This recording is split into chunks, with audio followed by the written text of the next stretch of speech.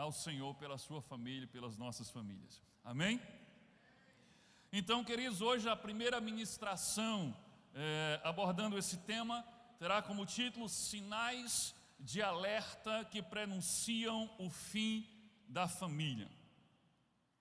Vamos começar alertando para o perigo que estamos correndo com as nossas famílias.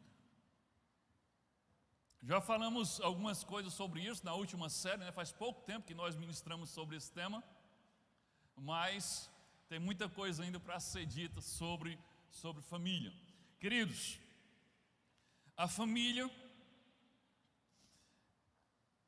ainda continua existindo,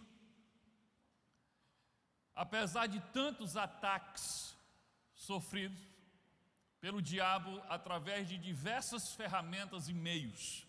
A família tem sido atacada noite e dia. A instituição família tem sido atacada duramente através de muitas ferramentas e muitos meios, mas mesmo assim a família continua a existir. E sabe por que a família ainda continua a existir? Porque a família é uma instituição divina. Como nós acabamos de cantar, a família é instituída por Deus. Se a família fosse uma criação humana, ela já tinha acabado. Se a família fosse uma criação humana, diante de tantos ataques, ela já tinha acabado. Mas ela continua a existir e a persistir, porque ela é uma instituição divina. No livro de Gênesis, ainda nas primeiras linhas do primeiro livro da Bíblia, Gênesis capítulo 2, versículo 24, está escrito assim: por isso, deixa o homem pai e mãe e se une à sua mulher, tornando-se os dois uma só carne. Querido, aqui é a instituição do matrimônio, e o matrimônio é a instituição da família. Então, nas primeiras linhas da Bíblia, no seu primeiro livro, na criação, no Gênesis, Deus já deixa claro o seu plano para a humanidade, é que vivamos em família. Ele faz o homem, faz a mulher e diz: vocês vão deixar pai e mãe. É assim que vai acontecer daqui para frente. O homem deixa pai e mãe, une-se à sua mulher e tornam-se os dois uma só pessoa, uma só carne. E quando nós chegamos no Novo Testamento, que o Novo Testamento é a confirmação e o cumprimento do Antigo Testamento, quando nós chegamos no Novo Testamento, e o Novo Testamento começa ali com a história do ministério de Jesus Cristo. E Jesus, quando ele começa o seu ministério, você sabe muito bem disso, o ministério dele começa para valer quando ele realiza o primeiro milagre. E o primeiro milagre que Jesus realiza foi num lugar chamado Caná da Galileia, e foi exatamente numa festa de casamento. Então, que coisa maravilhosa. O Antigo Testamento começa com a instituição do matrimônio, e o Novo Testamento começa com Jesus numa festa de casamento. Para mim, isso é o carimbo de aprovado de Deus. Está confirmando: a família é minha. A família é uma invenção minha, instituída por mim. Eu edifico a família. E Jesus vai lá e realiza o seu primeiro milagre, transformando água em vinho numa festa de casamento. Querido, o fato da família ser uma instituição divina é a garantia de que a família sempre existirá até o fim dos tempos. A família existirá enquanto vida existir, enquanto o mundo existir. Até o fim dos tempos existirá família, sim. Assim como a igreja de Jesus Cristo também existirá até o fim dos tempos. Ninguém pode destruir, ninguém pode derrotar, ninguém pode fazer ela desaparecer do mapa, não. Mas deixa eu dizer uma coisa para você: o fato da família está garantida a sua existência até o fim dos tempos. Isso não garante que a sua família especificamente vai sobreviver às investidas do diabo. A família em si vai continuar existindo, famílias vão continuar existindo, mas isso não é uma garantia de que a sua família em particular vai continuar existindo. Por isso, atente para esse versículo que vai ser meio que um versículo base que nós vamos usar em quase todas as mensagens. 1 Timóteo, capítulo 5, versículo 8. Se alguém não cuida de seus parentes, e especialmente dos de sua própria família, negou a fé e é pior do que um descrente, é pior do que um incrédulo. Aqui é uma palavra forte, e ela tem que chegar com essa força na sua mente e no seu coração para causar impacto. O que o apóstolo Paulo está dizendo aqui é que se você é um crente em Jesus, se você é um discípulo de Jesus, e você não cuida da sua própria família, você é pior do que os incrédulos que não creem em Deus. Ele está dizendo que a sua fé em Jesus, que a sua religião, ela é banal, ela não existe se ela não é refletida na forma como você se relaciona com a sua família. Você é um anjo na igreja e um demônio em casa, você é um falso crente. Você é pior do que o incrédulo, é isso que o apóstolo Paulo está dizendo. Querido, entenda, você não pode ser crente em Jesus e não cuidar da sua própria família. É isso que a Bíblia está dizendo. Não tem meias palavras, não tem arrudeio, é isso mesmo. Se você não cuida da sua própria família, você é pior do que o incrédulo. Ou seja, você não é só um incrédulo, você é pior do que aquele que diz que é incrédulo. Sabe por quê? Porque você ainda está mentindo, dizendo que é crente sem ser. Queridos, eu quero começar a mensagem de hoje mostrando a vocês alguns números, alguns indicadores de pesquisas que indicam que a família está sob ataque do inimigo. E todos os números e todos os levantamentos e pesquisas apontam isso. Apontam que a família está sob ataque e que a família tem os seus valores em declínio moral.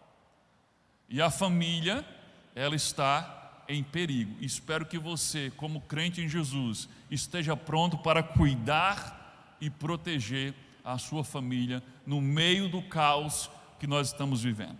Vou começar mostrando alguns dados. Primeiro dado aqui que eu quero mostrar a vocês. Pessoal da mídia, me acompanhe aí, por favor, nos PowerPoints.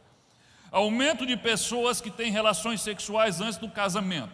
Isso está crescendo a cada dia. Pessoas que têm relações sexuais antes do casamento. 85%. Gente, isso é muita gente. 85% dos jovens até 19 anos já tiveram relações sexuais. Isso sem casar. Entre os crentes, olha que absurdo, entre os crentes o percentual é de cerca de 60%. Não era para ser zero aqui? O que está acontecendo? Os valores morais estão em declínio. As novas gerações estão cada vez com valores mais corrompidos no que se refere à pureza sexual, no que se refere ao que é família, o que é matrimônio e o que é casamento. Quando as pessoas começam, quando os jovens, ou mesmo os não jovens, não é obrigado a ser só jovens, a pesquisa focou em jovens, mas tem muita gente solteira que não é mais jovem, né? Até 19 anos, tem muitos aí que estão acima dos 20, acima dos 30. Mas quando pessoas solteiras começam a ter relações sexuais antes do casamento, elas estão demonstrando desprezo pela família, elas estão demonstrando desprezo pelo matrimônio e desprezo pela palavra de Deus. Elas estão ignorando, dando de ombros para o que diz a palavra de Deus sobre matrimônio, sobre casamento, sobre família, sobre pureza. Elas estão dizendo que não precisam do casamento, não precisam constituir uma família, não precisam da bênção de Deus sobre elas para terem acesso ao sexo. Elas podem quebrar as leis de Deus e podem ignorar os ensinamentos do Senhor quando quiser e do jeito que quiser. É isso que elas estão dizendo na prática. Os seus valores morais foram corrompidos. É por isso que nós temos um aumento de pessoas tendo relações sexuais antes do casamento. Alguns chamam isso de test drive. A Bíblia chama isso de pecado. É esse o nome que é, pecado. A Bíblia chama isso de fornicação. Sexo antes do casamento. O sexo foi criado por Deus para o casamento. E quando ele é praticado antes do casamento, pode ter certeza, haverá consequências. Talvez você imagine que não. Quando casar, aí é como se passasse uma borracha, resolveu tudo. Você vai levar as sequelas desse pecado para dentro do seu matrimônio. Queridos, namoro, já que você quer aderir ao namoro, porque a gente não encontra essa palavra na Bíblia, né? Na Bíblia existia compromisso para casar, mas hoje tem namoro. Então vamos falar de namoro. Namoro é uma fase, pelo menos deveria ser assim, namoro é uma fase de conhecimento, para conhecer a mente do outro, para conhecer o caráter do outro, os valores, a personalidade. Namoro não é uma fase para conhecer o corpo do outro. O corpo do outro você só tem o direito de conhecer após o casamento. Ou então você vai viver como o mundo vive. Para de mentir que é crente, se você acha que pode ter relações sexuais antes do casamento. Olha esse outro dado: 1 a cada 4 bebês, que nasce no Brasil são de mães solteiras, com idade entre 10 e 19 anos. 1 entre 4 bebês. Aqui já é o resultado da perversão dos valores que nós vimos. Ora, uma sociedade que entende que ter relações sexuais fora do casamento, antes do casamento, não tem nada, o que é que acontece? Filhos são gerados fora do casamento. 1 em cada 4 crianças que são geradas no Brasil, que nascem no Brasil, são de mães solteiras, fruto de fornicação. Olha onde vai parar a consequência do pecado aqui. Numa criança que não tinha nada a ver com a história. Olha a consequência do pecado, né? O bonitão sedutor, o príncipe encantado, de repente vira um sapo quando ela engravida, e ele sai e vai fazer test drive em outras, né? E ele vai dizer: o filho é teu, cuida que o filho é teu, e vai embora. É isso que acontece na maioria dos casos. Um pecado, gente, leva ao outro. Olha esse outro dado aqui. A maioria dos 1,5 milhão de abortos por ano é feito por pessoas solteiras. A maioria de 1,5 milhão de abortos que são praticados, a maioria são praticados por pessoas solteiras. Degradação dos valores, prática da sexualidade antes do casamento, geram crianças fora do casamento, e o pecado leva o outro, matam crianças através do aborto. Vamos resolver o nosso problema. A gente vacilou. Vamos resolver o problema como? Abortando. Entenda uma coisa, querido: pessoas que tiveram uma vida sexual promíscua, no tempo de solteiro, terá muita dificuldade para ser fiel no casamento. Olha o que eu estou te falando. Você pensa que quando casar resolveu tudo? Não. Você vai levar marcas com você para dentro do seu casamento. Por que você acha que as pessoas têm tanta dificuldade, principalmente os homens, que são os que mais praticam, né? Hoje em dia já está chegando lá, mas os homens ainda são os que mais praticam sexo fora do casamento, antes do casamento. Por que você acha que é tão difícil ser fiel? O cara teve anos da vida dele na promiscuidade, tendo relações sexuais com um monte de mulheres, e de repente ele casa, e agora ele tem que passar o resto da vida apenas com uma única mulher. E você acha que ele aperta um botão na mente dele, e ele anoitece um cafajeste, e amanhece um homem fiel à sua esposa?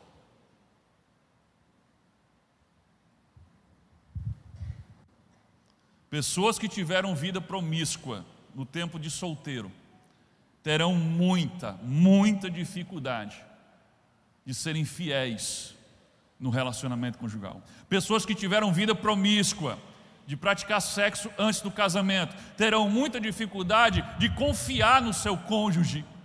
Sim, porque o seu cônjuge já teve N parceiros. E aí você fica pensando, será que ela ou ele ainda está pensando nos outros que tiveram? Será que os outros foram melhores do que eu?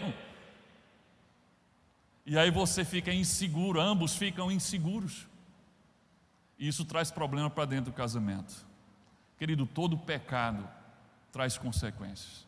Não pensa que um papel no cartório ou uma cerimônia religiosa vai simplesmente apagar as consequências. Deus perdoa se você se arrepender, mas as consequências elas continuam sobre você. Olha outro dado aí que é um pecado puxando o outro, é o que eu estou falando, aumento do número de adultérios. Pesquisa feita pela UFRJ, Universidade Federal do Rio de Janeiro, apresenta os seguintes dados: 60% dos homens entrevistados afirmam já terem traído. Eu acho que ainda teve muito que mentiram aqui, porque o que eu tenho visto e ouvido, gente, misericórdia. Entre as mulheres, 47% afirmam já terem traído. Querido, é a consequência da degradação dos valores que começaram antes do casamento. Agora deixa eu falar sobre adultério. Adultério, ele não acontece, ele não ocorre assim, sem mais nem menos. Num belo dia você acorda, é uma pessoa fiel, faz tudo direitinho, um belo dia, adulterei. Não. Adultério, normalmente ele segue um processo. Eu estou falando aqui quando pessoas de caráter, tá certo? Quando pessoas que lutam para ser fiéis. Eu não estou falando do mau caráter, não estou falando do sem caráter, não. Eu estou falando daquele que luta para ser fiel, daquela que luta para ser fiel. O adultério na vida dessa pessoa não acontece da noite para o dia, não. É um processo. E se você ficar atento, você nunca vai cair, porque você vai ver que é um processo. Porque o mau caráter não, ele vai atrás mesmo e ele amanhece e diz, hoje eu vou trair. E ele trai. Mas aquela pessoa que pretende, que busca ser fiel e cai na armadilha do adultério, não é do dia para a noite. Adultério normalmente segue um processo e é desenvolvido ao longo de semanas, às vezes meses e às vezes até anos, até que você caia. Se você não perceber os sinais e não interromper. Normalmente tudo começa com necessidades não supridas pelo seu cônjuge. Necessidade de atenção, de valorização, de afeição, necessidade de respeito. E aí você está sentindo essas necessidades não supridas pelo seu cônjuge. E aí de repente o próximo passo é, você vai compartilhar as suas frustrações, as suas tristezas com o seu cônjuge, com quem? Com alguém do sexo oposto. Aí é a primeira armadilha. Você, mulher, está sofrendo com o seu marido que tem sido ruim para você, ou você está triste com ele, aí com quem você vai compartilhar? Com um amigo no trabalho, com um amigo na faculdade, ou você, com a amiga no trabalho, com a amiga na faculdade, você vai compartilhar com alguém do sexo oposto. Alguém que você dá carona e pega carona, que já é um problema, não deveria acontecer, né? Você casado dando carona para o sexo oposto sozinho. Alguém com quem você costuma almoçar lá no horário de trabalho. E aí começa a existir um intenso desejo de estar perto daquela pessoa. Você começa a gostar de estar com aquela pessoa. Você vai perceber isso. Daqui a pouco você está sentindo falta daquela pessoa. E sabe o que você faz? Você esconde essa sua amizade. Você diz, não, é só uma amizade, não tem nada. E de fato, aparentemente não tem nada. Mas você esconde isso do seu cônjuge. Você não diz para o seu cônjuge, almocei com fulana, almocei com fulano, a gente conversou sobre isso. Não, você não diz, você esconde. Você esconde do seu cônjuge, que possui a amizade, esse relacionamento, ainda que esteja apenas no nível de uma conversa amigável. Querido, cuidado, se você está numa dessas situações, então você está à beira do abismo do adultério. Para de flertar com o pecado. Se arrependa e fuja. Pessoas casadas, coloca esse princípio. Parece radical, mas não é. Pessoas casadas, aplique esse princípio na sua vida. Pessoas casadas não devem ter amizades particulares com o sexo oposto. Você entendeu o que é amizade particular? Eu posso ter amigas, mas são amigas em comum com a minha esposa. A minha esposa pode ter amigos, mas são amigos em comum comigo. E não amigos em particular. Eu tenho amigas em particular que a minha esposa nem conhece, nem faz parte. Abre teu olho. Esse aqui não, esse aqui não enxerga, esse aqui. Abre teu olho. Não adianta nada abrir esse de cá.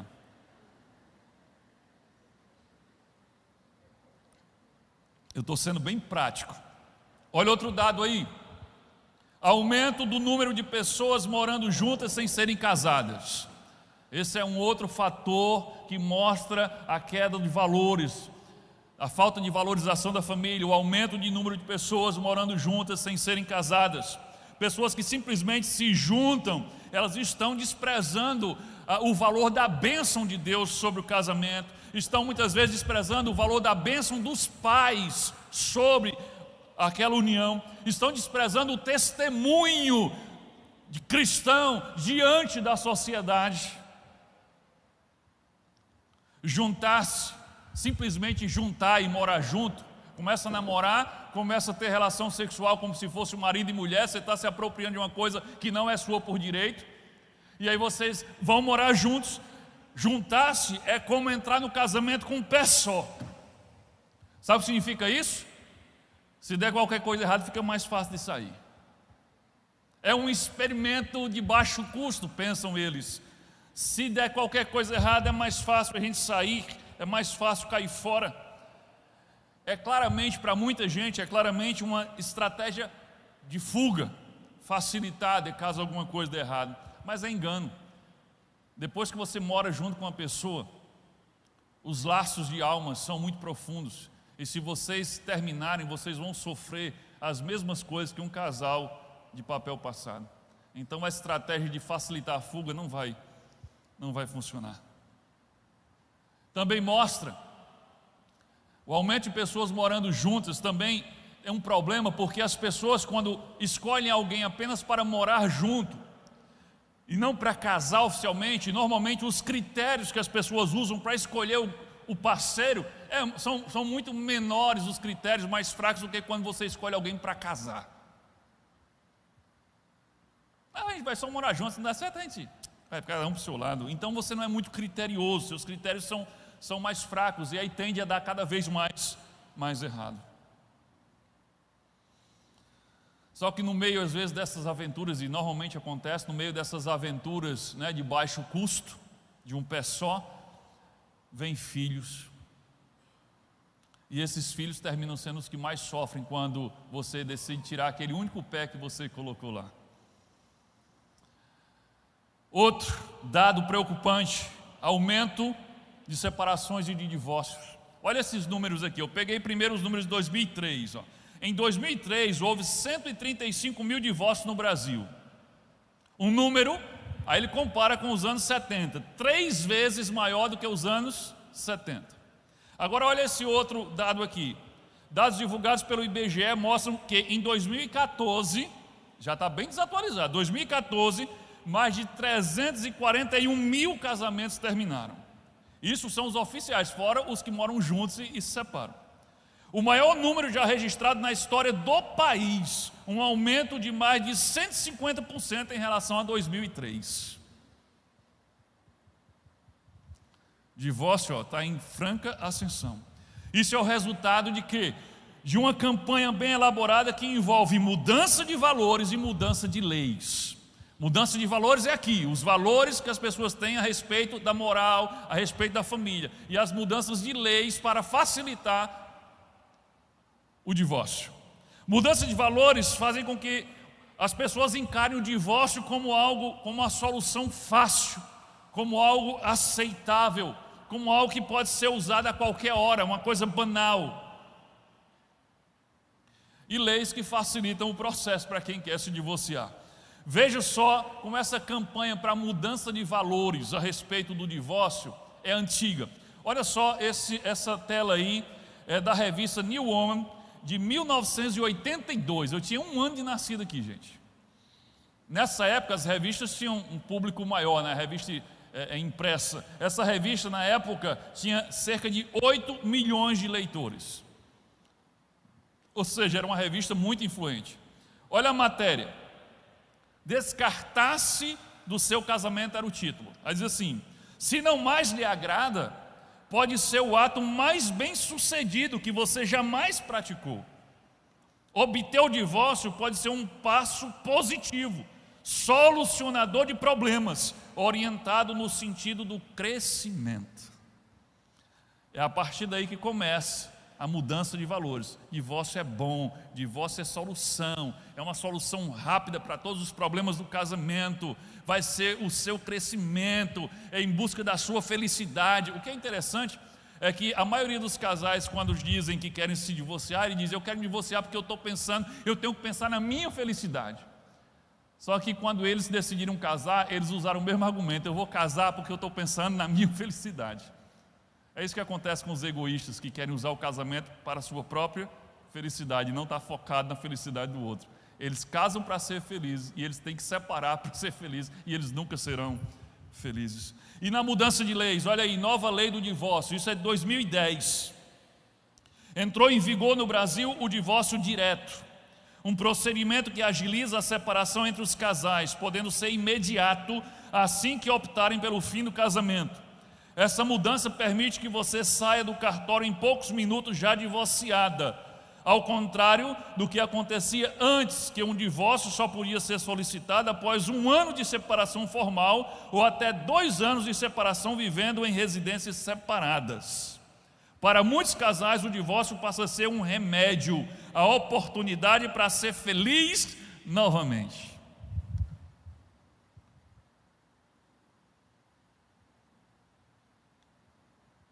O divórcio não é a grande solução para os problemas conjugais, para os problemas familiares. Na verdade, o divórcio é a grande tragédia da família.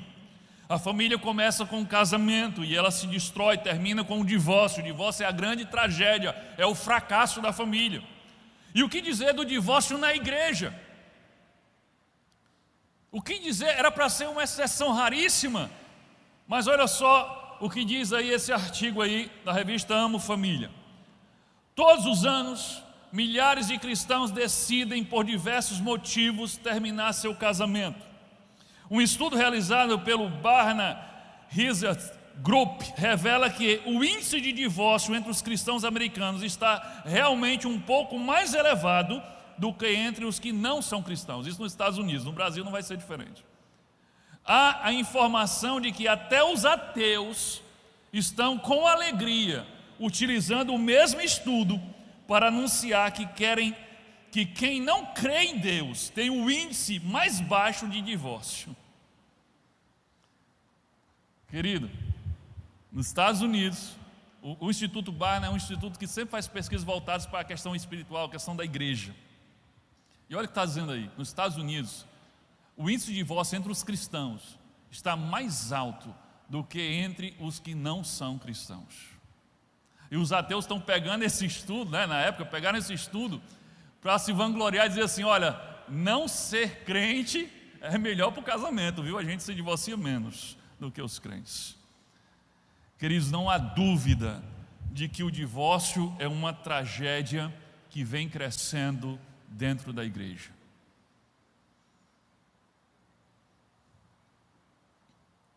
Não há um cristão, não há um membro aqui dessa igreja, eu tenho certeza disso, que não há um membro aqui que não conheça um crente que não esteja passando pelo processo de divórcio ou não já tenha se divorciado.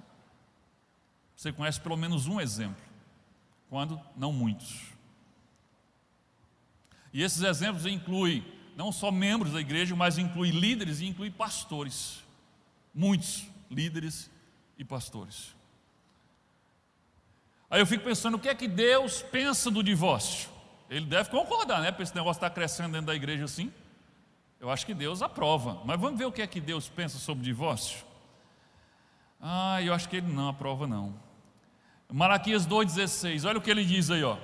Eu odeio o divórcio, diz o Senhor, o Deus de Israel. É interessante que ele vai todo, dando arrudeios para não ferir ninguém, Eu odeio o divórcio, ele está dizendo. Odeio o divórcio.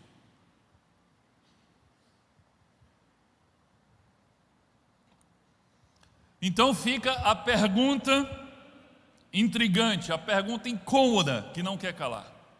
E a pergunta é: por que está aumentando entre os evangélicos algo que Deus odeia? Será que alguém pode me responder? Por que está aumentando no meio da igreja algo que Deus deixa claro que odeia? Tem alguma coisa errada com a fé que nós estamos vivendo. Tem alguma coisa errada com o estilo de cristianismo que nós estamos vivendo. Tem alguma coisa errada conosco. Isso não pode ser normal. O divórcio não deveria ser considerado como opção. Queridos, eu sou sincero, agora aqui a minha opinião. O divórcio não deveria ser considerado como uma opção, nem muito menos como uma solução para quem diz que ama e serve a Deus. Para mim são pouquíssimas as situações em que eu acho que o divórcio é admissível. Pouquíssimas situações. A Bíblia deixa claro que em caso de adultério, você teria a opção de divorciar-se. Eu penso assim, tem uma outra situação que eu não recomendo o divórcio, mas eu recomendo a separação, nem que seja temporária. É quando? Quando a integridade física de um dos cônjuges está em risco ou existe risco de morte. Isso já aconteceu algumas vezes. De eu aconselhar de repente uma irmã cujo marido é uma ameaça para a segurança dela. Ele está totalmente desequilibrado, às vezes alcoólatra, já ameaçou matar, já bateu, e você fica vendo que ali ele pode chegar amanhã e matar aquela mulher. Então, quando há um risco de morte, ou que a integridade física do cônjuge, seja da mulher ou do homem, esteja ameaçada, eu acho que é prudente afastar-se. E aí buscar em Deus a solução para o futuro. Mas é prudente afastar-se. Quando há adultério e não há arrependimento. Sim, quando há adultério e não há arrependimento, nem mudança de atitude. Eu não vejo sentido de alguém continuar casado com uma pessoa que está traindo sistematicamente, não demonstra arrependimento e nem para de trair. Quando há adultério e há arrependimento e mudança de atitude, ainda assim você tem o álibi de pedir o divórcio. Mas aí é quando Jesus diz assim, Jesus falando com os fariseus que estavam interrogando por que é que Moisés dava carta de divórcio, e Jesus deixa claro, a carta de divórcio foi concedida por causa da dureza do coração do homem, mas não foi assim desde o princípio, ou seja, esse não é o plano de Deus. Mas a dureza em que sentido? Primeiro, a dureza daquele que é capaz de trair, e a dureza do outro, que mesmo diante do outro arrependido, não é capaz de perdoar a ponto de haver reconciliação. Então são pouquíssimas as situações que o divórcio pode ser cogitado, pode ser praticado, sem ser uma desobediência clara a Deus. Fora disso, a verdade é que o divórcio está crescendo no meio da igreja, porque estamos muito desinteressados em obedecer a Deus. Sempre que a obediência a Deus envolve algum tipo de sacrifício, nós decidimos desobedecer. Em todos os sentidos, e o divórcio é um deles. Eu concordo que eu devo obedecer a Deus, eu quero obedecer a Deus, mas pastor, aturar aquele meu marido mala também é demais. Não, eu concordo que eu tenho que obedecer a Deus, mas aturar aquela mulher murmuradora não aguento mais não, pastor. Você não quer obedecer. Você quer se livrar dos seus problemas. O que é mais importante para você? É livrar-se dos seus problemas ou obedecer a Deus? Você tem que pensar nisso. Se você está considerando o divórcio por algum motivo que a Bíblia não autoriza, então você está planejando colocar-se fora do centro da vontade de Deus. Você compreende isso? Se você está planejando o divórcio por algum motivo que a Bíblia não autoriza, você está se planejando colocar-se fora, intencionalmente, fora do centro da vontade de Deus. E deixa eu dizer uma coisa para você: esse lugar é muito perigoso para se estar. Que lugar? Fora do centro da vontade de Deus. Queridos, como é que o divórcio acontece? Já falei como é que o adultério acontece, né?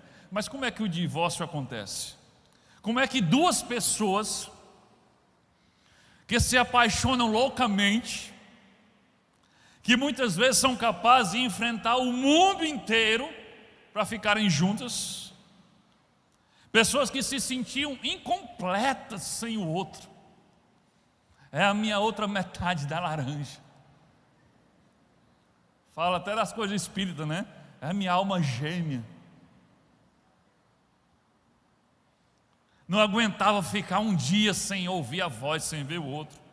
E de repente essas pessoas chegam à conclusão de que não se suportam mais e não querem mais olhar para a cara do outro nem viverem juntos. Como é, gente, que isso acontece? Como a indiferença, o desprezo, a raiva, o ódio podem substituir tão rápido o amor tão intenso que sentiam? Vocês lembram do tempo que vocês namoravam? Vocês lembram como é que era? Vou dizer como é que era. Oi, amor. Desliga. Não, desliga tu. Não, desliga você. Não, amor, ontem eu já desliguei, agora é a sua vez. Vamos desligar junto, vamos lá. 1, 2, 3. Amor, você não desligou, você também não desligou não. Não era assim?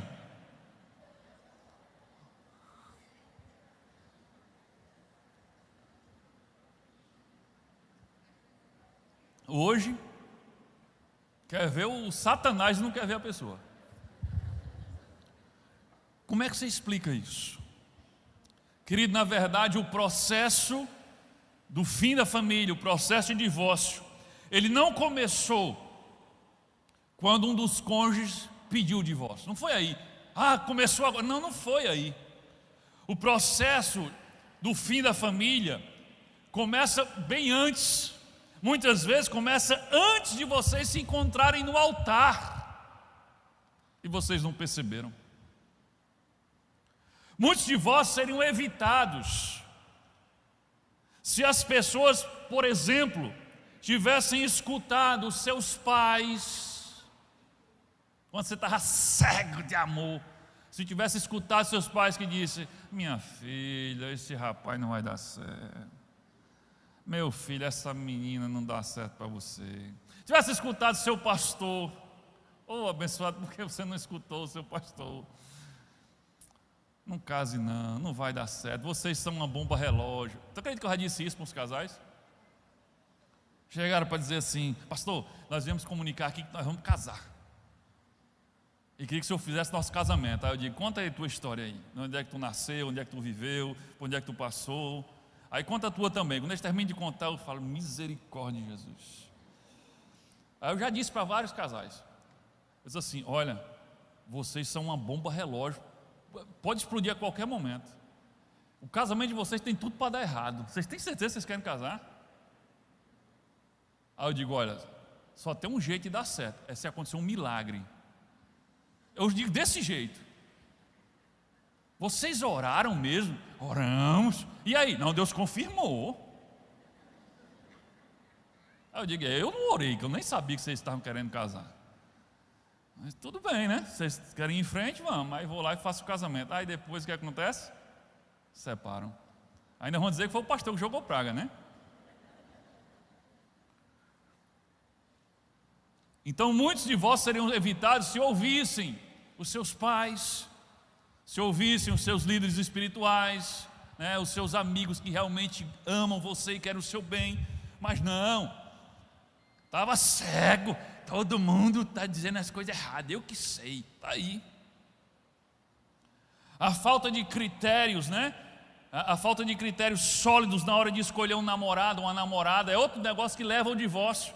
Talvez o seu divórcio começou lá na hora de você escolher com quem você ia namorar, a falta de critério. Porque os jovens banalizaram tanto que eles escolhem alguém para namorar. Você não, pelo amor de Deus, meu irmão. Ó, você que está solteiro aí. Quem está solteiro, levanta a mão. Solteiros, solteiros. Não tem vergonha não. Tem pouquinho, né? Mas deixa eu dizer uma coisa para vocês que estão solteiros. Atenção, solteiros. Vocês não devem escolher alguém para namorar. Não? Não. Vocês têm que escolher alguém para casar. Opa, quem disse amém? É solteiro? Glória a Deus. Foi um solteiro que disse.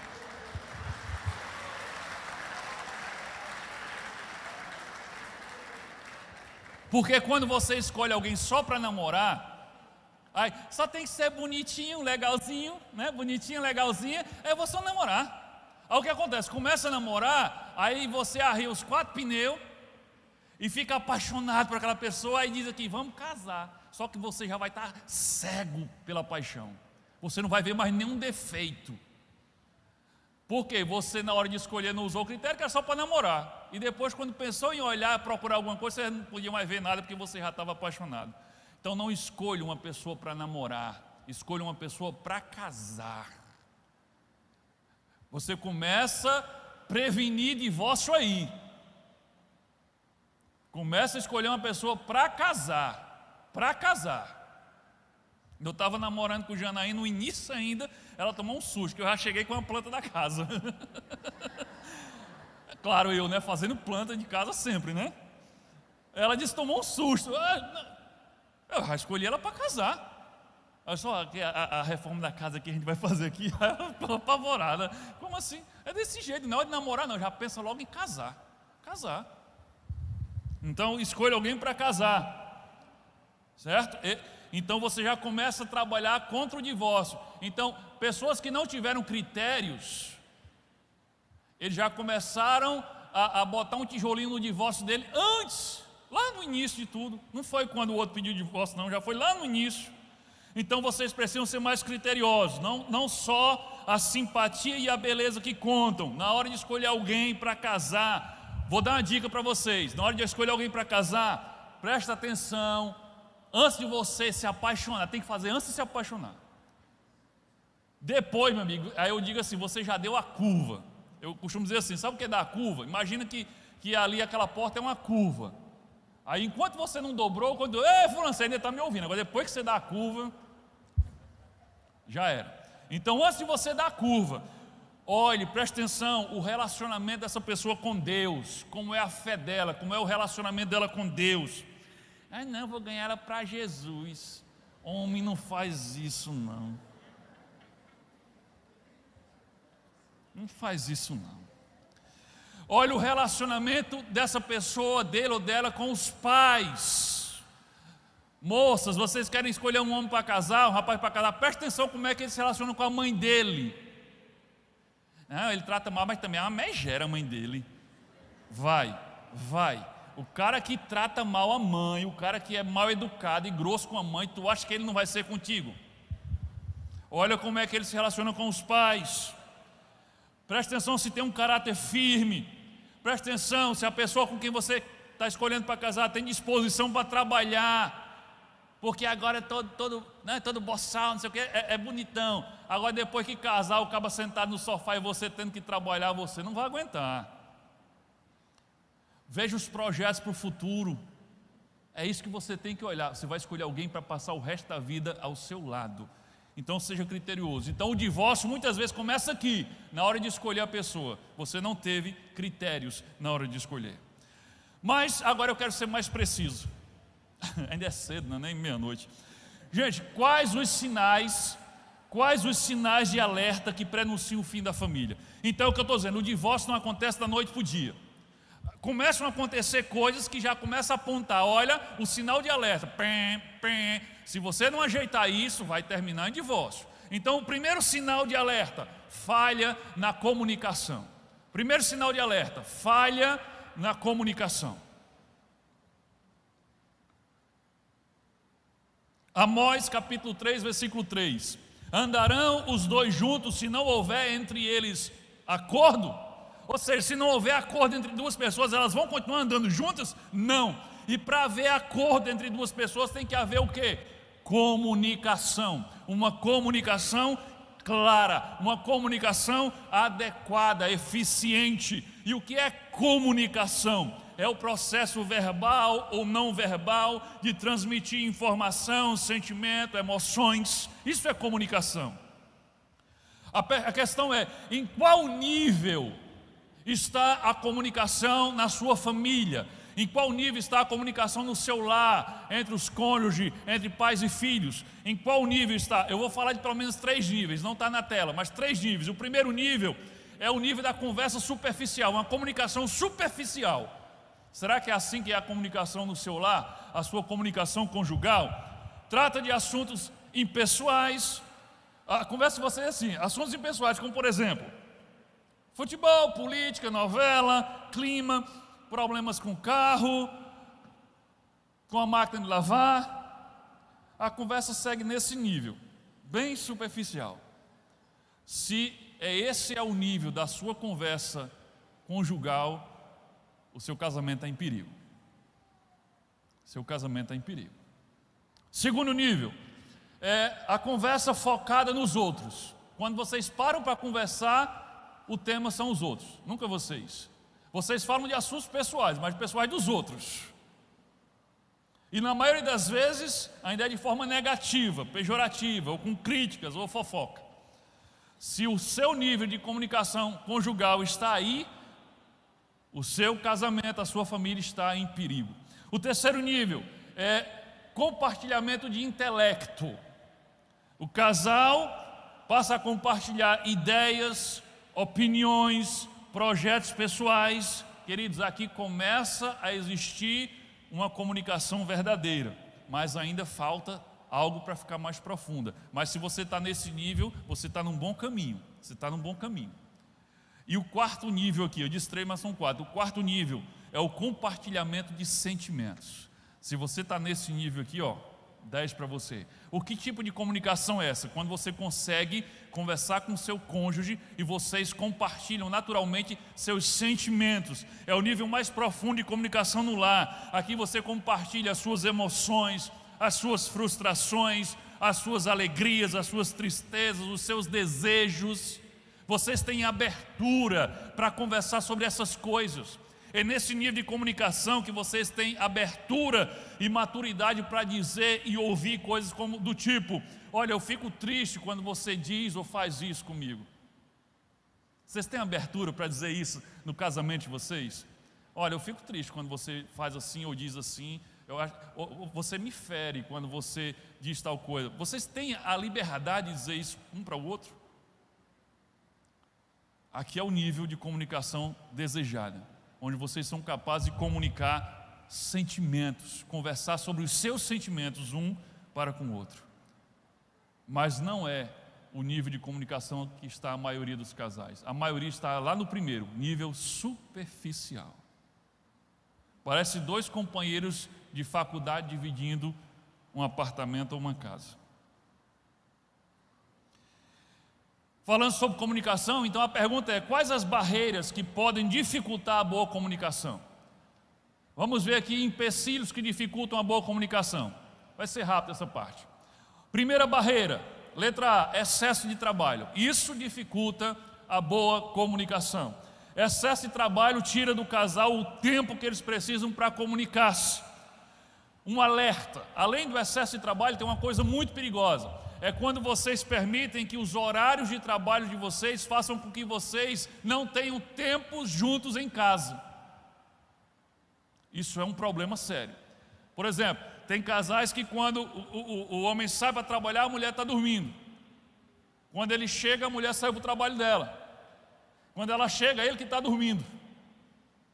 Olha, se a tua rotina de casal está assim, vocês estão em perigo. Excesso de trabalho e horários conflitantes são um sinal de alerta e atrapalha a comunicação. Letra B, excesso de tecnologias. Celular demais. Vocês têm um tempo à mesa. Gente, o poder da mesa numa família é extraordinário. Há anos que lá em casa a gente adotou o tempo da mesa. Na hora da refeição, sabe, no início a gente fazia como a maioria de vocês faz. Cada um fazia seu prato, sentava no sofá assistindo televisão e comendo. Mas há anos que lá em casa, quando chega a hora do almoço, tem que desligar a TV, todo mundo senta-se à mesa, nós oramos juntos, então nós almoçamos e jantamos. Não fazer isso é uma exceção, a regra é essa. A regra é essa. Mas tem família que, quando estão à mesa, ainda estão assim, ó, no celular. Quer falar com o outro, manda um WhatsApp, mesmo estando dentro de casa. Excesso de tecnologia, isso atrapalha. Celular, internet, televisão, computador. Crie um tempo para estarem juntos, conversando, olhando no olho um do outro. Tem casal, gente, é incrível. Namorava, era grudar direto. Casaram e eles não conseguem conversar olhando no olho do outro. Eu fico, o que aconteceu, gente? Depois de casado era para ser muito mais íntimo. Outro empecilho para boa comunicação: dedicação excessiva aos filhos. Olha, está vendo? Dedicação excessiva aos filhos. Queridos, há casamentos que se acabam depois do nascimento dos filhos. Não tem lógica, mas acontece. Há casamentos que literalmente se acabam depois que os filhos nascem. Por quê? Porque um dos dois, ou os dois, só tem olhos e ouvidos para o filho, para os filhos. Eles transformam os filhos no reizinho e na rainhazinha da casa. Essa geração de pais, então, essa que a gente está vivendo, é mestre nisso. Os pais se tornam escravos, capachos, servos dos filhos. Tudo é em torno dos filhos. E aí o casal não tem mais tempo um para o outro, não dá mais valor um ao outro. Tudo são os filhos, os filhos, os filhos, os filhos. Querido, sabe o que você está fazendo? Você está invertendo o mandamento de Deus. O mandamento de Deus diz o quê? Honrai pai e mãe. Não é honrai filhos, é honrai pai e mãe. Ele está falando isso para quem? Para os filhos. Honrar pai e mãe. É papel dos pais ensinarem seus filhos a honrarem a eles. Se não for você que vai ensinar seu filho, quem é que vai ensinar? Vocês desde cedo têm que ensinar os seus filhos a honrarem e respeitarem vocês como pais. Não é colocando eles como reizinho da casa e rainha da casa, não. Como é que vocês fazem isso? Como é que vocês podem ensinar os seus filhos a honrarem vocês? Sabe como?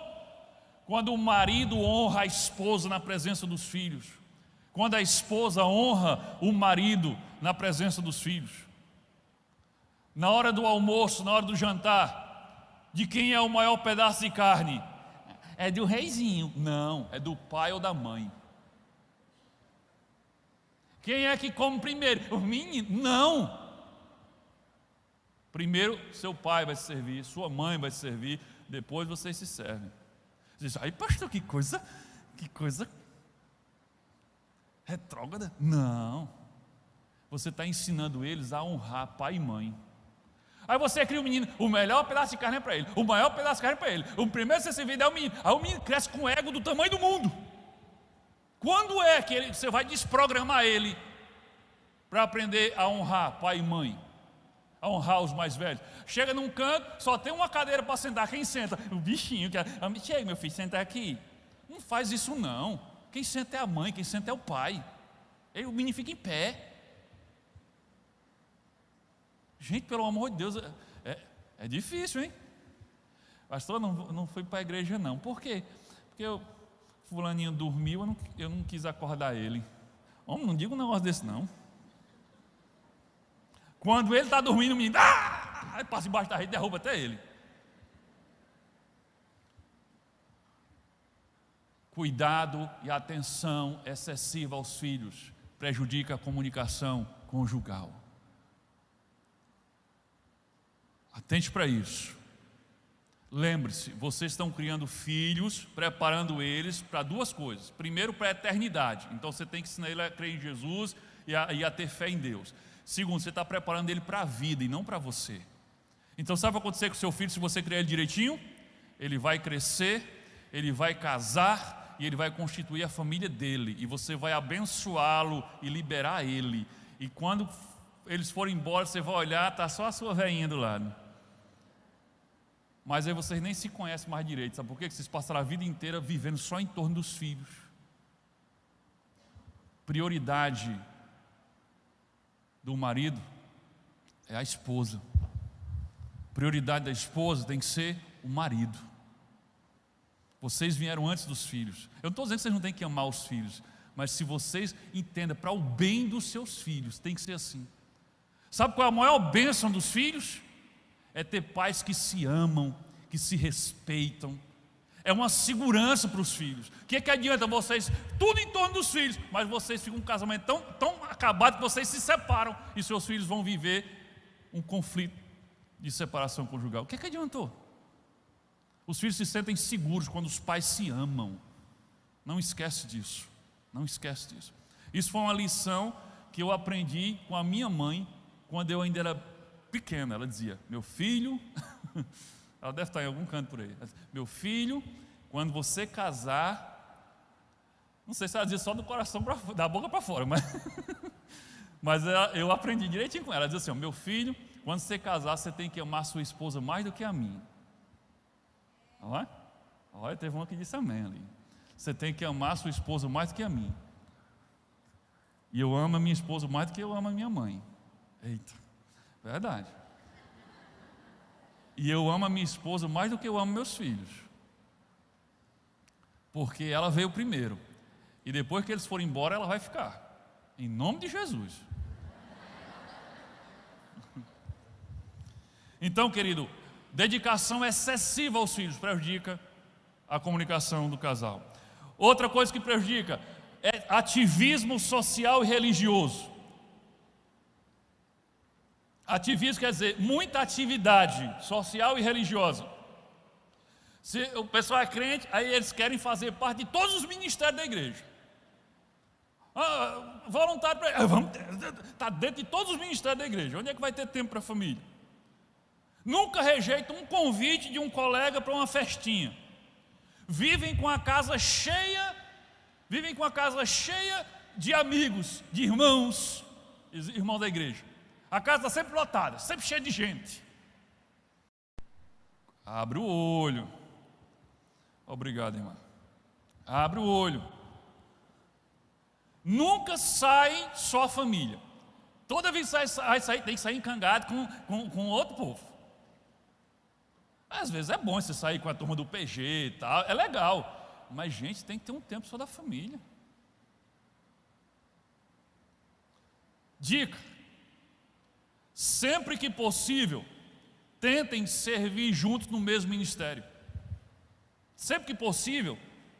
Às vezes não é possível, porque às vezes o ministério tem a ver com uma habilidade especial. Por exemplo, de repente a esposa é cantora, mas o cara não tira um som nem numa cuíca. Então, ele não pode fazer parte do mesmo ministério, né? Às vezes não é possível. Mas sempre que possível, sirvam no mesmo ministério. Porque quando vocês estiverem servindo, vocês estarão juntos. Outra coisa, planejem passeios em família, só a família. No início, vai ser chato, só vocês precisam cultivar tempo só vocês, não é possível. E cultive também, planejem passeio só o casal. Sair para jantar, Gente, tem que fazer isso. Ah, é sem graça. Como assim sem graça? Ontem eu fui, o meu abastecimento aqui de água agora está reforçado. Ontem eu fui ministrar sobre família, na Igreja de Cristo São Vale. Foi à tarde, foram 2 palestras, de manhã não, à tarde e de tardezinho para a noite. Terminou, já era umas 18h20. Aí quando terminou, a pastora chegou meio desconfiada e disse: pastor, eu tenho uma oferta para o senhor. Eu disse: irmã, amém. Aí ela botou aqui no meu bolso uma oferta, né? Isso que era para despesa do combustível e tal. Aí quando eu olhei para a oferta, eu disse: quer saber? Eu vou fazer um investimento bom agora. Aí eu disse: Janaína, vamos jantar no Tábua de Carne, ó. Diga aí, não foi um bom investimento? Eles me abençoaram, isso agora eu vou transformar essa bênção num negócio melhor ainda. Aí fui com ela para o restaurante, só nós 2. Então, gente, você precisa fazer isso. Às vezes você sai com a família, às vezes você sai com a sua esposa. Agora, se você está casado e não tem ambiente para sair com a sua esposa, você realmente está em perigo. O negócio está difícil. Então, excesso de ativismo social e religioso dificulta a comunicação. A pergunta agora é: quais os elementos então que facilitam a comunicação? Vamos lá. Primeiro elemento que facilita a comunicação. Isso aqui é essencial e indispensável. Aprenda a ouvir. Parece óbvio, né? Mas a gente tem muita dificuldade. Aprenda a ouvir. Olha o que diz Tiago, capítulo 1, versículo 19. Todo homem, pois, seja pronto para ouvir, tardio para falar, tardio para se irar. Temos que aprender a escutar sinceramente os argumentos do outro e não ficar pensando nem em desculpas, nem quando ele está falando. Querido, essa parte aqui é o comentário, né? Eu botei tudo no PowerPoint, foi? Gente, eu estou cometendo um pecado aqui, alterando a palavra de Deus. A parte do texto é só a primeira, gente. Todo homem, pois, seja pronto para ouvir, tardio para falar, tardio para se irar. Aí, na aspa, aí termina. O resto é o meu comentário. Perdão, Senhor, não foi porque quis, não. Mas, querido, tardio quer dizer demore para falar. Seja pronto para ouvir. Todo ser humano possui a necessidade inerente de ser ouvido e de ser entendido. Quando nós sentimos que não somos ouvidos ou não somos compreendidos, nós nos sentimos mal amados, não é assim? Normalmente, quando eu converso com casais em crise, ou mesmo com filhos que estão rebeldes, sabe qual é o argumento número 1, o principal argumento, a principal queixa? É assim: ele não me ouve, ela não me ouve, eles não me entendem. É a maior ferida que tem. Não me ouve, não me entende, e eles não se sentem amados. Nunca deixe que a sua necessidade extrema de falar impeça você de ouvir o seu cônjuge ou os seus filhos. Quando alguém só quer falar e só fala e não escuta, isso causa feridas e confusão dentro da família. Eu imagino que essa seja uma das razões pelas quais Deus nos deu 2 orelhas, né? E só uma boca, ou seja, Ele nos deu o dobro de ouvido do que nos deu de boca. E 2 orelhas, gente, o motivo pelo qual Ele nos deu 2 orelhas não é só para segurar as pernas do óculos, nem servir de suporte para máscara, não. É para a gente ouvir o dobro do que fala. Ouvir o dobro do que fala. Sejam prontos para ouvir e tardios para falar. Outra coisa que facilita a comunicação: pense no que vai falar antes de falar. Para um pouquinho para pensar. Olha o que diz a palavra de Deus, Provérbios 15, 28. O coração do justo medita no que há de responder, mas a boca dos perversos transborda de maldade. O coração do justo medita, pensa no que vai responder. Aquela história, não tem um papo na língua, isso não é coisa de crente não, irmão. Eu digo mesmo, não tem um papo na língua não, isso é coisa de crente não. Isso não é coisa de justo não, o justo tem papo na língua. Tem um cadeado na língua. Ele pensa antes de falar. Mas o tolo, os perversos, ele transborda a maldade, sai vomitando um monte de coisa horrível. Querida, a maior parte das feridas emocionais e mágoas contidas no casamento e na família são causadas justamente por palavras ditas sem pensar. Outra coisa que facilita a comunicação: saiba escolher o melhor horário e o lugar para conversar sobre assuntos complicados. Melhor horário e melhor lugar para conversar sobre assuntos complicados. Não é qualquer hora e qualquer lugar, não é quando você quer, não. E você pensa no melhor horário e lugar, principalmente para o outro. Não, você quer falar, pensa o melhor lugar. Isso é questão de sabedoria. Olha o que diz Provérbios 15, 23. Como é boa a palavra certa na hora certa. Às vezes a palavra é certa, mas na hora errada. Você vai tratar de um assunto difícil na hora errada, termina uma confusão. Tenha sabedoria. Uma conversa ela pode se transformar numa briga se você não tiver sabedoria de escolher a hora certa e o tempo certo, o lugar certo. Evite tratar de assuntos complicados, por exemplo, muito tarde da noite, depois de um dia cheio de trabalho, vocês estão cansados. Quando você está cansado, a sua paciência fica bem pequenininha. Aí você vai tratar de um assunto complicado, vai dar confusão. Ou então você vai tratar um assunto complicado com a sua esposa na hora que ela está com uma pia lotada de louça. Aí você vai primeiro ela já está chateada, porque você não está ajudando ela a lavar a louça. Não vai dar certo. Ou então você quer tratar de um assunto complicado com seu marido na hora que começa um jogo que ele passou o dia todo esperando para assistir. Você detesta jogo, né? Eu tenho um ódio do Flamengo, né? Você diz. Mas o seu marido passou o dia esperando para assistir o jogo do Flamengo. Aí na hora que começa o jogo, aí você quer fazer uma DR. Não vai dar certo. Você não tem sabedoria. Para que vai dar confusão.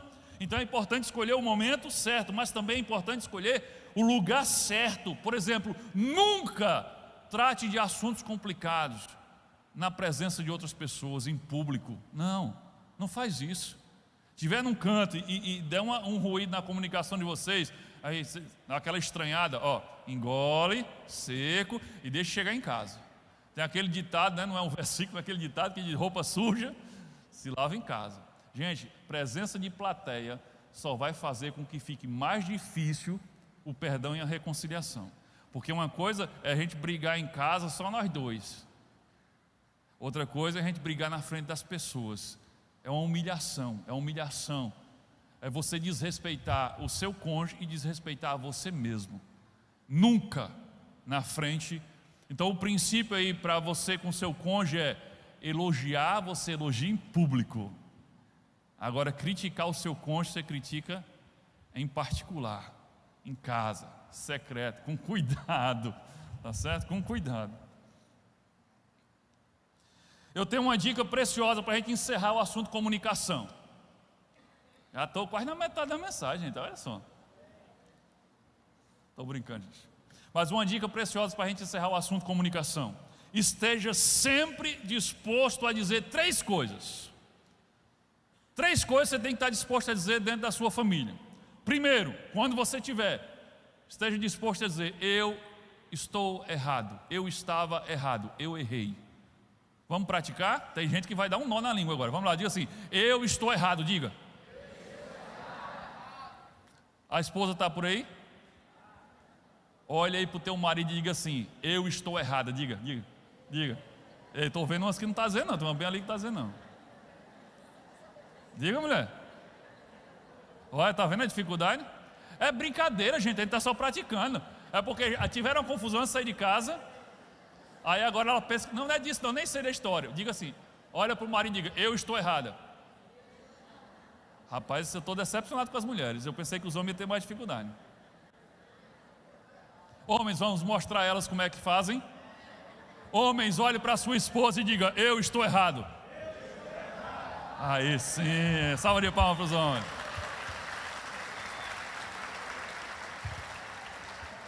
Outra coisa 3 coisas, essa é a primeira. A segunda coisa que você tem que praticar e dizer constantemente em casa é: me perdoe, por favor. Mulheres, olhem para os seus maridos e digam: me perdoe, por favor. Vai, diga. Não, mulheres, vamos fazer sério. Mulheres, agora. Homens, agora. Eu estou com orgulho dos homens aqui, viu? E agora, não é possível que a mulher tenha dificuldade com essa. E a terceira coisa que você tem que dizer constantemente em casa: eu amo você. Se você quiser dizer em inglês, você diz I love you. Vamos lá, mulheres, eu amo você. Vai, olha para o marido e diga. Até nisso, gente. Ei, homens, a situação aí está complicada, viu? Homens, olhem para suas esposas e digam I love you, vai. Olha. Glória a Deus, glória a Deus.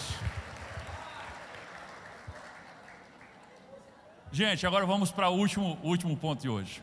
O segundo sinal, é o segundo e último de hoje. Segundo sinal de alerta de que a sua família pode estar em perigo: incapacidade de resolver conflitos. Incapacidade de resolver conflitos. Esse é um outro sinal de emergência. É quando qualquer erro cometido em casa, institui-se um tribunal para julgar e punir o culpado. Tudo se transforma em confrontação acirrada para definir o culpado e a vítima, o vencedor e o perdedor. Em muitas famílias a reconciliação não acontece até que alguém assuma que é o culpado sozinho. Se não assumir que é o culpado, vai continuar intrigado, vai continuar sem falar um com o outro, continuar de cara feia ou falando só o necessário, até que o outro diga, não, foi eu que errei. Aquilo que a gente praticou agora. O problema é que na maioria das vezes os dois têm parcela de culpa. Aí fica um esperando pelo outro. Não, você, mas eu não errei sozinho. E aí, dias, semanas e os dois bicudos dentro de casa, de cara feia um para o outro, só falando o essencial, e às vezes nem isso. Às vezes fica mandando, diga a seu pai que não sei o que, não sei o que. Isso não acontece na casa de vocês não, né? Diga a sua mãe que a gente já está indo. Por que tu não diz, homem? Ai, ai.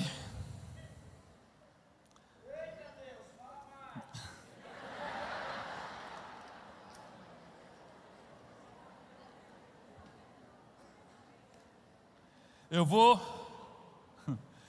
ensinar um princípio capaz de salvar seu casamento. Atenção, um princípio capaz de salvar seu casamento.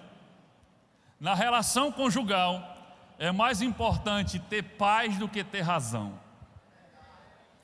Aprenda esse princípio aí. Na relação conjugal, é mais importante ter paz do que ter razão. Gente, esse princípio é infalível. Agora você tem que engolir o seu orgulho para poder usar ele. Gente orgulhosa não consegue usar não. Consegue não. Mas se você engolir o seu orgulho, olha, não faz mal para a saúde não, pode engolir que é bom. Engula o seu orgulho e use esse princípio. Ter paz é melhor do que ter razão. Na família não existe um vencedor e um perdedor. Quando um perde, todos perdem. Outro princípio importante é mais importante, olha outro princípio que pode salvar seu casamento. É mais importante vocês vencerem o diabo do que vencer uma discussão. Copie isso aí. É mais importante vencer o diabo do que vencer uma discussão. O objetivo numa discussão familiar nunca deve ser encontrar o culpado, mas sempre encontrar a solução e terminar com reconciliação. Se vocês tiverem uma discussão e não terminou com reconciliação, vocês fracassaram, os dois juntos. Tem casais que me procuram para aconselhamento, mas na verdade o que eles querem não é um pastor, o que eles querem é um juiz. E aí eles começam a brigar na minha frente, e um acusando o outro, eles querem que eu seja o juiz para dizer assim, você está certo, você está errado. Aí, ai de mim se isso aqui alguém está errado, que vai sair chateado comigo. Eles não querem um pastor, eles querem um juiz. Já teve vezes de eu parar, para. Aí eu pergunto assim, esperem aí, o que é que vocês querem? Vocês querem brigar? Vocês vieram aqui para brigar, vocês querem brigar, vocês querem se separar, é isso? Não, deixa eu entender, vocês querem se separar. Aí Caim diz, não, eu disse, não, porque parece que eu sou o único aqui interessado em salvar o casamento de vocês. Parece que eu sou o único que está tentando encontrar a solução. Vocês estão querendo brigar, querem se separar, então pode ir, separa. Então às vezes o casal faz isso, eles não querem solução, eles querem encontrar o culpado e punir o culpado. Só que cada um pensa que o outro é culpado. Então discussão na família que não termina em reconciliação foi fracasso. O problema é que a maioria espera um consenso. Os casais esperam um consenso, que a gente pense igual, que a gente concorde nas coisas. Mas eles esperam um consenso, mas nenhum dos dois querem fazer uma concessão. Não é doidice isso? Eu gosto do ar-condicionado no 23. Aí eu vou dizer, não, eu gosto do ar-condicionado no 20. Vamos deixar esse no 21, no 22. Eu gosto do ventilador no máximo, eu gosto do mínimo. Vamos deixar na metade? Ou então vamos dizer assim, não, eu vou aguentar o ventilador no máximo, a gente não vai brigar. Você tem que fazer concessão. Se você não fizer concessão, nunca vai ter consenso. Então, querido, um sinal de alerta na família é quando o casal não consegue resolver o conflito. Cada problema institui-se um tribunal e o objetivo é buscar o culpado e punir o culpado. Se vocês não transformarem isso, se vocês não aprenderem a resolver os conflitos e na discussão terminar em reconciliação, se vocês não colocarem como objetivo vencer o diabo, a família toda vai perder e o diabo vai sair ganhando. Queridos, para concluir, agora verdade, para concluir, quanto vale sua família? Quanto vale sua família? Se existisse um remédio ou uma vacina, falar de vacina, que o pessoal está com problema com vacina, se existisse um remédio que curasse os problemas familiares, você compraria esse remédio para a sua família? Compraria, né? Se você tivesse como conseguir esse dinheiro, você faria de tudo para conseguir, você compraria. Sua família é importante para você. Pois bem, nós temos a cada domingo, semana após semana, aqui deste púlpito, oferecido gratuitamente, um remédio eficaz contra várias doenças da família e do casamento. Aí eu pergunto, por que você não tem aplicado esses ensinamentos, esses remédios gratuitos na sua vida, na sua família e no seu casamento? O que falta para a maioria das pessoas não é mais conhecimento bíblico sobre casamento. A maioria das coisas que eu falo aqui vocês já sabem. Não falta não é conhecimento não. Não falta não é mais um curso bíblico sobre casamento não. Sabe o que é que falta para a maioria de vocês? Falta começar a praticar o que vocês já sabem. É isso que falta. Deixar de ser apenas ouvintes da palavra e tornarem-se praticantes da palavra de Deus. Se vocês fizerem isso, eu garanto que o casamento e a família de vocês irão prosperar. Eu garanto que o divórcio não vai bater a sua porta. Eu garanto que os seus filhos vão lhes obedecer e vão lhes honrar. Se vocês aplicarem os remédios da palavra de Deus na sua família, se vocês deixarem de ser apenas ouvintes e começarem a ser praticantes da palavra. Vamos terminar com Mateus capítulo 7, versículo 24 ao 27. Jesus diz assim, portanto, quem ouve estas minhas palavras e as pratica, é como um homem prudente, que construiu a sua casa. Vamos substituir aqui casa por família, para entrar no nosso contexto. Que construiu a sua família sobre a rocha. Caiu a chuva, transbordaram os rios, sopraram os ventos e deram contra aquela família. Ela não caiu, porque tinha seus alicerces na rocha. Mas quem ouve estas minhas palavras e não as pratica, é como um insensato, em outras versões diz, é como um louco, que construiu a sua família sobre a areia.